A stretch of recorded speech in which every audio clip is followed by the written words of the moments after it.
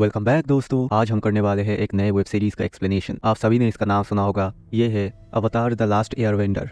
ये 2024 में रिलीज हुई एक एक्शन बेस्ड वेब सीरीज है और ये अवतार the last Airbender anime series का एक रीमेक है। इसका प्लॉट और स्टोरी लाइन काफ़ी ज़्यादा इंटरेस्टिंग है, आप लोगों को देखने में काफ़ी मज़ा आएगा। तो चलिए शुरू करते हैं ये एक्सप्लेनेशन बिना किसी देरी के। वो नीचे एक जगह आग लगी हुई दिखती है और वो लोग चले जाते हैं वहाँ पर इंस्पेक्शन करने। और नीचे पहुँचने के बाद वो लोग देखते हैं कि पूरा का पूरा गांव ही बर्बाद हो चुका है, सब कुछ जल चुका है। और ये और कोई नहीं बल्कि फायर नेशन के लोगों का ही काम होता है। कुछ देर बाद उनको कुछ लोग मिलते हैं जो उन्हें बताते हैं कि इस जंगल में कोई मॉन्स्टर है जो ये सब काम कर रहा है और वो गांव के लोगों को पकड़कर मार रहा है। और तभी एंग को भी रियलाइज़ होता है कि वहाँ कोई दूसरे डायमेंशन का कुछ पावर्स मौजूद है। दूसरी ओर हम अज़ुला को देखते हैं जो कि ओसाई की बेटी थी और वो अपने पिता को ये बता रही थी कि उन्हें ज़ुको की मदद करने के लिए और भी लोगों को वहाँ पर भेजना चाहिए जो कि अवतार को पकड़ के ले आ सके।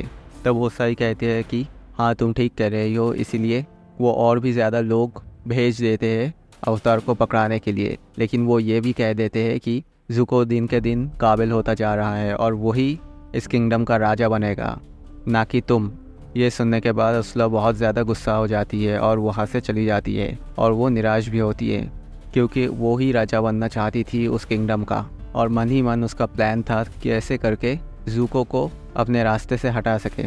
दूसरी ओर हम एंग और उसके दोस्तों को देखते हैं जो जंगल में से जा रहे होते। कुछ देर जाते ही उनको एक दूसरे डिमेंशन का कोई क्रिएचर की मूर्ति दिखती है और वहाँ पर एंग ध्यान करने बैठ जाता है। कुछ ही देर में वो अपने पावर्स का इस्तेमाल करके खुद की कॉन्शियस को और साथ ही साथ सोका और कटारा के कॉन्शियस को भी सोल्स के डिमेंशन में ट्रांसपोर्ट कर देता है। दूसरी ओर हम ज़ुको और आयरो को देखते हैं जो एंग को ढूंढते ढूंढते किसी दूसरे गांव में पहुंच जाते हैं और वहां पर उन्हें यह पता चलता है कि एंग के अवतार होने के बारे में अब सबको पता चल गया है। और इससे परेशान होकर वो वहाँ से बाहर निकल जाते हैं। तभी वहाँ पर उन्हें चुल नाम की एक बाउंटी हंटर मिलती है। बाउंटी हंटर यानी अगर जिसे पैसे दिया जाए तो वो किसी का भी मर्डर कर सकते हैं। इसीलिए हम आयरो को देखते हैं जो जुन को एक काम देता है, वो है आंग को ढूंढना और उसको मारना। दूसरी ओर हम सोल के डिमेंशन में तीनों को अलग होते हुए देखते हैं और उन्हें वहाँ पर वो क्रिएचर मिल जाता है और ये एक बहुत ही डेंजरस मॉन्स्टर था जो सोल्स के दुनिया में था। और जाहिर सी बात है उनको देखकर वो क्रिएचर उन पर हमला कर देता है। कुछ ही देर में वो मॉन्स्टर सबको इधर उधर से मारकर अलग कर देता है और वो उस जगह में एक फॉग फैलाना शुरू कर देता है जिसकी वजह से सबको हेलुसिनेशन होना शुरू हो जाता है। हेलुसिनेशन यानी कि लोग ऐसी चीज़ें देखना शुरू कर देते हैं जो कि रियल में एक्चुअली में वहाँ पर है भी नहीं।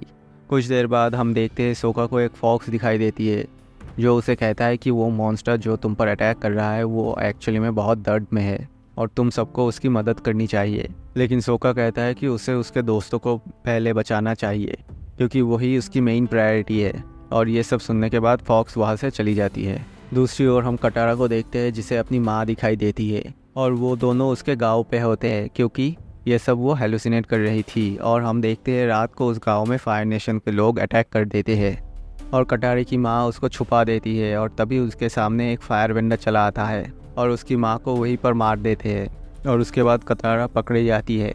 एक्चुअली में ये उसकी चाइल्डहुड मेमोरीज़ है। दूसरी ओर हम सोका को भी देखते हैं जो अपने पिता से मिलता है अपने गांव में और वो उससे काफ़ी ज़्यादा प्राउड फील कर रहे थे। कुछ देर बाद वो एक जगह छुप के बैठा होता है जहाँ पर वो उसके पिता और चाचा को बात करते हुए सुन लेता है और उसके पिता ये बताते हैं कि सोका किसी काम का नहीं है, उससे कोई भी काम ढंग से नहीं होता और वो एक वॉरियर बनने के तो बिल्कुल भी काबिल नहीं है। ये सब सुनने के बाद सोका बहुत ज़्यादा दुखी हो जाता है। तभी सोका पर भी एक मॉन्स्टर जो किसी ह्यूमन के तरफ दिखता था वो अटैक कर देता है जिसने पहले भी कटारा पर हमला किया था उसके हेलुसिनेशन में। इसके बाद आंग को देखते हैं हम जो आगे बढ़ रहा होता है और उसे कुछ देर चलते ही साउदर्न टेम्पल दिखाई देता है। लेकिन क्योंकि वो बहुत ज़्यादा एक्सपीरियंस और स्मार्ट था उसे समझ में आ जाता है कि ये चीज़ रियल नहीं है, कोई उसके थॉट्स के साथ खेल रहा होता है। तभी उसके सामने भी वही मॉन्स्टर आ जाता है और कहने लगता है कि उसने बहुत सालों के बाद एक ऐसा इंसान देखा है जो उसके हेलुसिनेशन से बच गया है और पता चल गया है उसे कि ये सब कुछ रियल नहीं है और वो इससे काफ़ी ज़्यादा इम्प्रेस्ड हो गया है।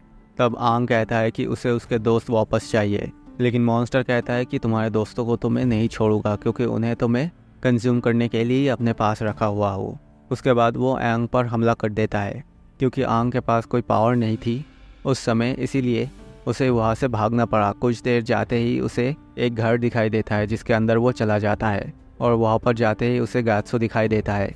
और उनसे मिलते ही आंग कहता है कि उसे उसकी ज़रूरत है क्योंकि एक मॉन्स्टर उसके पीछे पड़ा है और उसे उसके दोस्तों को बचाना ही पड़ेगा।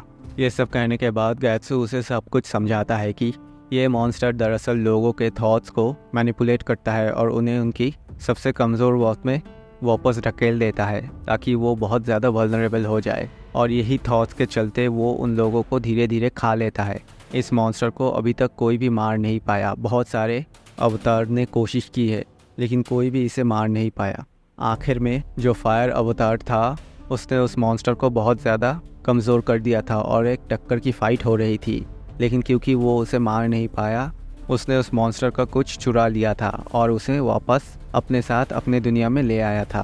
और तब आंग कहता है कि उसे उस चीज़ की खोज है। तब गात्सो कहते हैं कि उनका मंदिर तो फायर नेशन में है, तुम्हें वहीं पर जाना होगा, लेकिन वो तो बहुत एक ख़तरनाक जर्नी होगा, इसीलिए तुमको अपना ध्यान रखना होगा।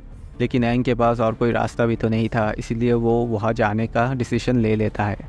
उसके बाद उसका कॉन्शियस असली दुनिया में फिर से वापस चला आता है और वो वहाँ से अपनी जर्नी में आगे बढ़ना शुरू कर देता है। आशा करते हैं आपको हमारी ये एक्सप्लेनेशन पसंद आई होगी। अगर आपको एक्सप्लेनेशन पसंद आई हो तो वीडियो को लाइक कीजिए, चैनल को सब्सक्राइब कीजिए और कमेंट करके ज़रूर बताइए कि कैसी लगी आपको हमारी ये एक्सप्लेनेशन। तो चैनल को सब्सक्राइब करके बेल आइकन ज़रूर दबा दीजिए ताकि आपको उसका नोटिफिकेशन सबसे पहले मिले। मिलते हैं अगली बार, तब तक के लिए अलविदा।